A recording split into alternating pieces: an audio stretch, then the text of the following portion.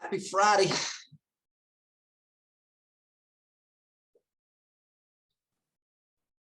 Everybody good? Yeah. Yes, sir. Yep. Y'all are quiet. I was thinking I was looking to see if I had my mute on. But everybody else did. We're hoping for a quiet week ahead. Wouldn't that be No nice? shootings. Yeah, I've saved some time on this today. Talk about that one. That would be nice. Let's hit a few things real quick and then we can talk about that. Well, some choose to celebrate National Earth Day today. I opt for National Jelly Bean Day, but maybe you can merge the two and eat jelly beans outside. But make sure you throw your trash away. It is, sorry I missed you last week. No, I'm not. I had a great time. Took my daughters to the Heritage last Friday. It was a little Columbia down in Hilton Head. It was great and beautiful weather. So I hope y'all had a good Easter. It has been a very, very long week for a lot of us, various reasons, but just the ping ponging that's going on is crazy. Let's see, nationally, CNN Plus launches and 23 days later they pull it after the new merger for Time Warner, which is unbelievable. How many millions and millions of dollars were spent to acquire talent, and after 23 days they yank it. So that's and it wasn't due to performance, it was overall strategy of the company, which is interesting. Jobless claims. So they do a 4-week average, rolling average. The lowest claims since February 21st, 1970, which is crazy. Then the ping pong and masks. I actually flew this week and it was nice having to walk through an airport. I don't mind wearing a mask on a plane. The airport though, it was nice not to wear one in the airport. But so a couple weeks ago, we talked about Philadelphia put their mask mandate back on. Now they're taking it off. Now LA's put a mask mandate for inside wearing, indoors. But everyone I talked, well, there were a few people wearing masks on planes this weekend, but most of them were not. So we'll see how that fares. What comes up must go down and vice versa. Slow week at the State House this week for those paying attention. If it doesn't have to do with a budget or Board of Trustees seats at the University of South Carolina, I don't think anything else is getting attention. At least on the House side, the trustees are about the last thing they need to do. Well, it's on the Senate side, but they got to deal with the conference committee when it comes back. I do think that happens, which is, that's for another debate, but that's a interesting way of handling a problem, is just redo everything. So we'll see what happens with the Board of Trustees seat. I do predict that bill passes and they're going to have a year to figure out the details, more or less. But for those that are not in there's been some frustration with the Board of Trustees at USC. It looks like the General Assembly stepping in, and instead of, they got 5 seats that are up for election this year for the trustee seat. They're going to let those go and they'll serve until through next June, and then they're restructuring the entire board. They will have either 13 members, 15 members, we don't know, but it'll be a whole new group of people. So that'll be very, very interesting. I told y'all a couple months ago how interesting this year's election cycle is going to be in some races, and I specifically mentioned the first congressional race. I'm not saying I was right, but this week, if it's any indication, wow. If you saw the news yesterday, our Joe Wilson endorsed the opponent in the first congressional race. He endorsed Arrington. Mace retaliated and fired off a few zingers as well. So there's a split in the delegation. We'll just say that fireworks will be continued throughout the next 6 weeks. I promise you that. All right. Let's see.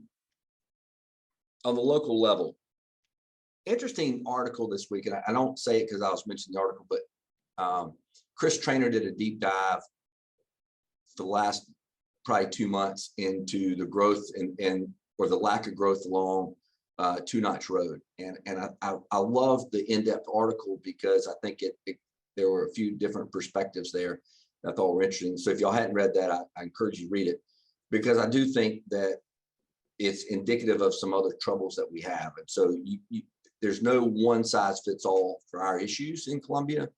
We've talked about a lot of them, but I do think it goes back to the fundamentals, which is, education, crime, and taxes are big three. And when you have an area over the last couple of decades that have been in decline, you can actually probably go back to those three in anywhere, quite frankly. And so I think that also 29203 has been a challenge zip code for a lot of crime stats. And of course, that covers that traverses most of, 2 Notch traverses most of that zip code. So anyway, encourage y'all to read that article. But while I'm there, I might as well. I mean, the shooting this week was scary. Whew. I've been sitting with my friends, United Way and the YMCA. We have coffee once a month. We had this morning. We're talking about the shooting and the impact it has and the societal issues that we have on gun control. We're talking about education, food deserts, and how they all are commingled, right? I mean, there's not, and the lack of economic development, and that is, and lack of job growth is all tied together. And so I don't know what we got to do but we got to come up with some solutions. And so we're talking about how the three of us, the Y and the United Way and the Chamber can do something, at least start a conversation, because I think is time that what is apparent to me and many others, that just because we've turned a blind eye to a street in Columbia for the last few decades and the societal problems that are engaged in that one area, it's a lot deeper than that. And that what that zip code does is impacts every other zip code in this community, whether you're at Wood Creek Farms, whether it's your lake, whether you're downtown Columbia. It impacts job growth. It impacts the cost of services for the city and the county. And so I think we've got to, the business leadership's got to step up and take more of an active role to solve some issues. And granted, it's going to take time. It didn't happen overnight, and it's going to take a long time. So I'll get off my soapbox on that one, but I do think it's high time we do something. And I'm happy to stop there for a few and open it up. Anybody got any thoughts? Carl, good morning. Good morning, everyone. I think you're absolutely correct. I do economic development here in the state, and I've been doing economic development for a number of years. And historically, when we receive requests for information, rarely did you see a number asking for what was your crime rate across your community. And now businesses are asking, as a part of their request for information across communities, tell us where you rank in the state relative to your crime statistics, and where do you rank relative to the nation. And they're looking at those sort of metrics to determine, where they locate their next facility. So it's become top of mind for most industries as they're looking to locate. So it's going to be a huge issue for us if we don't get it addressed or resolved in some form or fashion. Thank you. And that's true. Just so you'll know that they don't break it down necessarily by, companies that request that information don't really care that it's the highest crime is one zip code. They look at the overall, and the FBI statistics accumulated from an area as well. And so when you're looking at,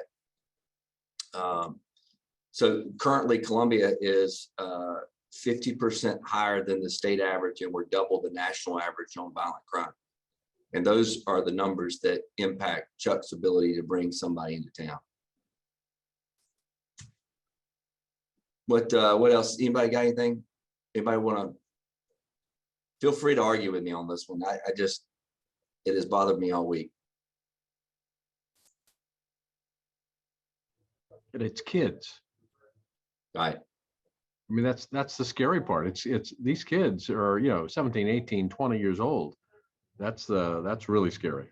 So I'm not being flippant on this, but it's the craziest thing in the world that three guys can walk into a mall, such bad shots they can't hit the three of them, but they hit however many people.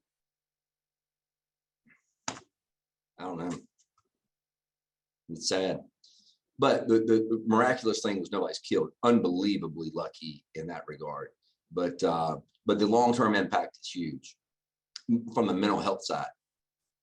And it changes everything. I mean, it changes a lot. So we have to, I don't think we can afford to continue to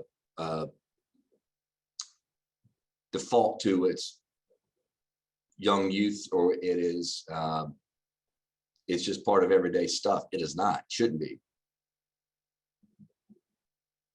All right, anybody else, or we'll move on. Yeah, yes, ma'am. I was gonna say, as a business owner, especially while I'm opening up my shop, I've been thinking a lot about what happened. And it's one thing to, the issues that you just raised, the social issues are one aspect of it, but the other one is, as a business owner, how can I save the other customers? Is there something I could implement? What could I do if the malls and like movie theaters and stuff like that cannot have like some sort of detectors or something? And I think eventually that might be something to think about to protect the other customers. And what's interesting, it's the same week that we had the shooting, Richland One announces, putting metal detectors going into all the middle and high schools. Anyway, we all have to be thinking about it, right? I mean, that's the sad part. It doesn't escape anyone these days. And so having a plan and having understanding what you do in a certain situation is probably a very, very prudent measure to take. Anyway, we'll get through this one. We'll move to happier notes, but it's the elephant in the room that we gotta talk about. A lot of other good stuff going on. I don't mean to call people out this early, but I do want to call out Christina Lawler. I see you're not on camera, but I see your name. Somebody stopped me the other day, and it was my dental hygienist. Actually, I was a captive audience at that point in time. But she said she had a wonderful experience at Shabazz Spa down on Main Street. So Christina, thanks for chiming in this morning, but was glad to hear happy things as I was in the dental chair. And there was there's nothing bad. It was just for temporary cleaning, but I always hear about good chamber partners while I'm getting clean.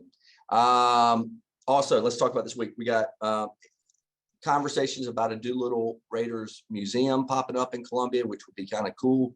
They're having their 80th annual anniversary of the Doolittle Raiders this weekend. So check that out. City of Columbia has over, if y'all remember, Daniel said this earlier in the year, they had over 600 job openings within the city of Columbia. And I think they've got now, there's 100 online.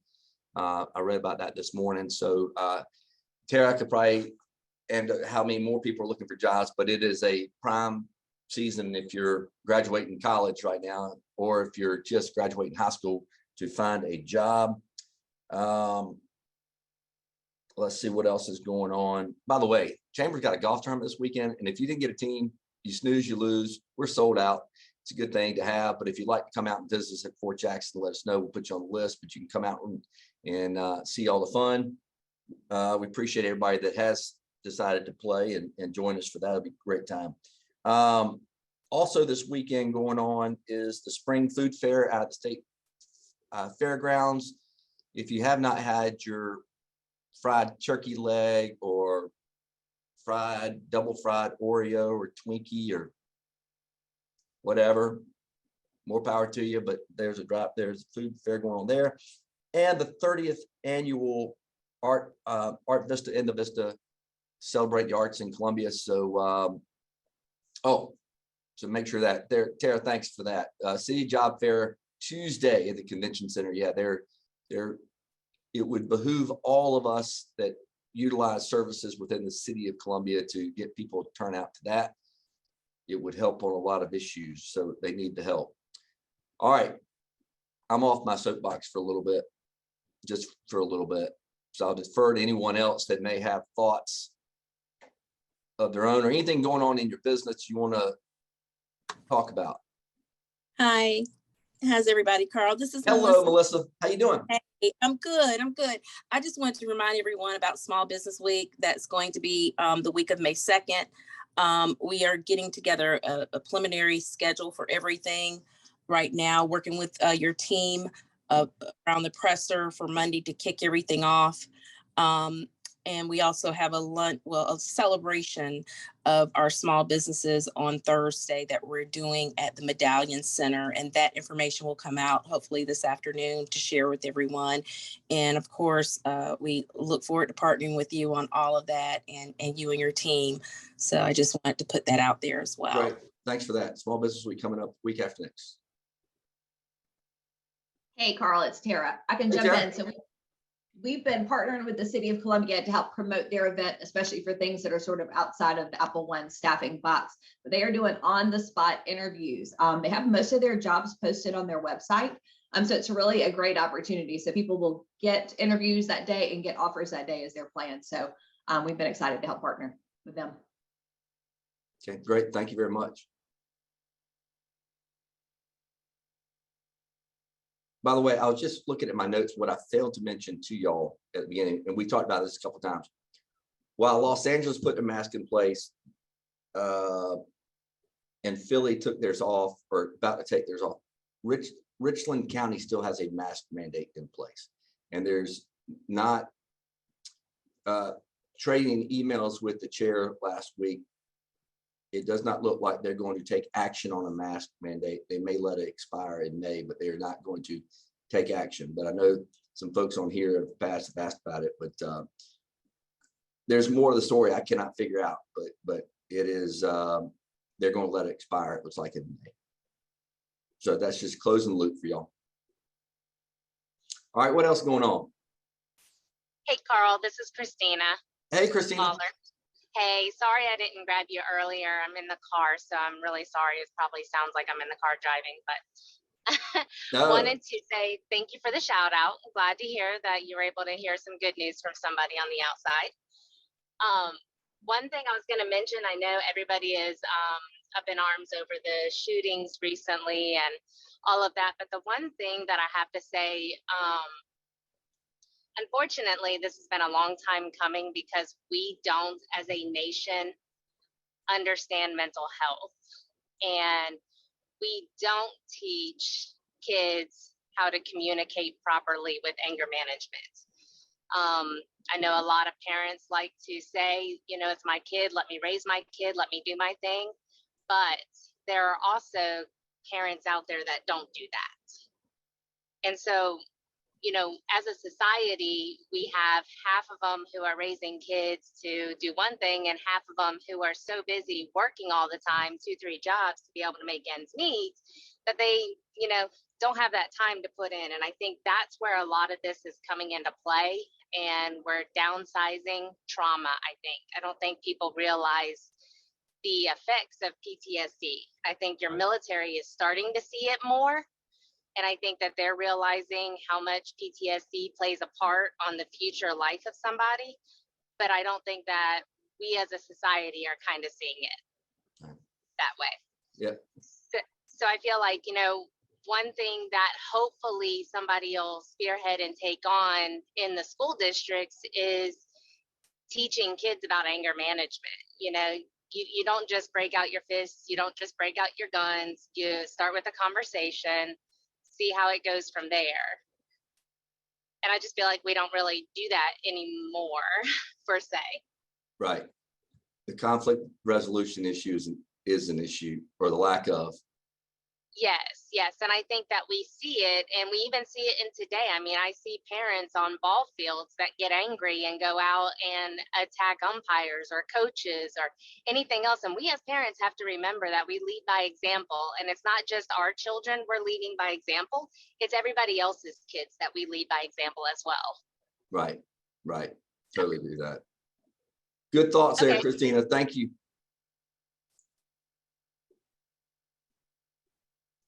Anybody else want to dive in? Carl, this is kind of a bleak topic, but the Society of Association Executives a couple of years ago had, and this might be something the chamber might want to entertain as a breakout session or something, but did have a consultant come in and talk about, like, basically gave open shooter training for offices and like gatherings, like a conference or something like that. I can't remember. I could probably dig up his name, but if that's something the chamber would be interested in, I can get you that name. And Okay. Ironically, the first thing that his little Cersei he gave out, and that's probably how I'll figure out his name, was a door stopper, like little wedge thing. So that's the first line of defense, to put it in your door so they can't open it. And then, but You're smart. And I've met in Lexington before, but there's a guy by the name of Orville Ronk Security, and he even did work for like the state fair. I think he had did work with them. So yeah, he's a great contact to do that. Yeah, I don't that's see him, Nick. That's the guy. Ronk. Look at y'all tag team in this. Awesome. And Eli's not, I don't see Eli this morning, but Eli owns Defender Services and he does a good job as well. He's on here. Mr. Vance, good morning. Hey, good morning, everybody. Yeah, for our Leadership Columbia training, one of our classes was out there at the Criminal Justice Academy, and we did hostage training and some live shooter stuff. Very, very eye-opening. I always say when we hear of these things happening and they say they thought it was firecrackers, it's not firecrackers anymore. My wife and 16-year-old daughter were at some outlets in Atlanta, and this happened to them recently. It was a false alarm, but it was absolutely terrifying. My daughter's a little fragile right now, coming out of COVID and some other things. And they're still dealing with it. And so when they heard the news of this, of course, they obviously thought about all their friends that could be there and just rehashed everything. But Yeah. The training that we received in Leadership Columbia class was phenomenal. And again, situational awareness is what our law enforcement friends always try to stress with us. Just, pay attention. But good grief, I'm sickened by it too, and wish we could figure something out. Thank you very much. Thank you. Hey, Carl, just another comment along the same lines of how terrible and awful the circumstances are, and how we can sometimes just kind of believe that, oh, well, that happens in another community or another part of town. And I live in Shandon, downtown. Beautiful neighborhood. We wouldn't live anywhere else, living in Columbia. But just 3 blocks away, we hear, stuff happening on Rosewood or up Divine Street all the time. And what we suspect maybe are fireworks going off. We wonder, is it fireworks or is it something else? And it just seems to be kind of creeping closer to our block, right? So it is unnerving. It's Rich knows this, but we also, we made every national news, Drudge, everything because of the not only the shooting in the mall, but there was an overnight shooting that night in Hampton County where allegedly there were 9 people that were shot in Hampton County. So the devaluation of life is part of this conversation we need to start having with kids, and what the long-term impact we have when everybody's shooting each other. All right, we're not going to solve this one today, but I will say it's on my mind, been on my mind all week, and so something we're going to look at and figure out what can we do differently. So ask y'all to do the same. And anyway, I don't want to leave on a bleak note, but it has been a long week. Get out. Should be pretty this weekend, hopefully. And lots of stuff going on between the arts, the drive through at the fair, Soda City tomorrow. So get out and enjoy it. I'll be back here next Friday. Hope y'all will too. See you.